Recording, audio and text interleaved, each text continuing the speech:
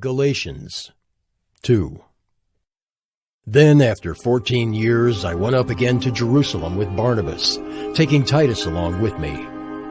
I went up because of a revelation and set before them, though privately before those who seemed influential, the gospel that I proclaim among the Gentiles, in order to make sure I was not running or had not run in vain. But even Titus, who was with me, was not forced to be circumcised, though he was a Greek. Yet, because of false brothers secretly brought in, who slipped in to spy out our freedom that we have in Christ Jesus, so that they might bring us into slavery, to them we did not yield in submission, even for a moment, so that the truth of the gospel might be preserved for you. And from those who seemed to be influential, what they were makes no difference to me, God shows no partiality. Those, I say, who seemed influential added nothing to me.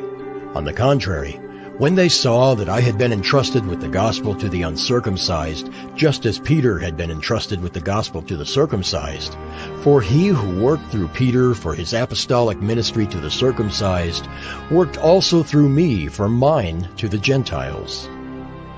And when James and Cephas and John, who seemed to be pillars, perceived the grace that was given to me, they gave the right hand of fellowship to Barnabas and me, that we should go to the Gentiles, and they to the circumcised.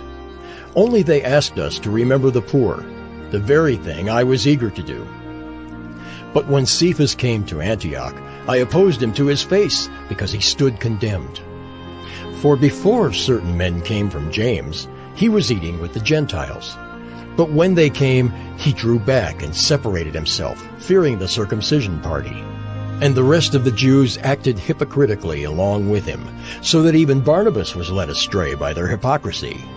But when I saw that their conduct was not in step with the truth of the gospel, I said to Cephas before them all, "If you, though a Jew, live like a Gentile and not like a Jew, how can you force the Gentiles to live like Jews?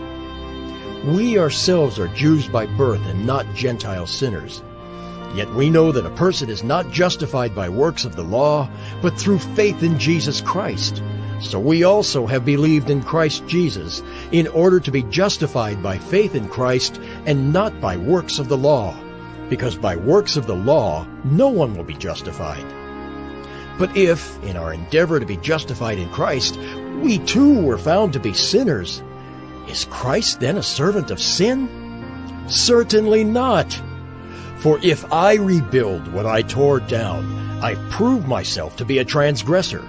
For through the law I died to the law, so that I might live to God. I have been crucified with Christ. It is no longer I who live, but Christ who lives in me. And the life I now live in the flesh, I live by faith in the Son of God, who loved me and gave himself for me. I do not nullify the grace of God, for if righteousness were through the law, then Christ died for no purpose. Galatians 2. Then after 14 years I went up again to Jerusalem with Barnabas, taking Titus along with me. I went up because of a revelation and set before them, though privately before those who seemed influential, the gospel that I proclaim among the Gentiles, in order to make sure I was not running or had not run in vain. But even Titus, who was with me, was not forced to be circumcised, though he was a Greek.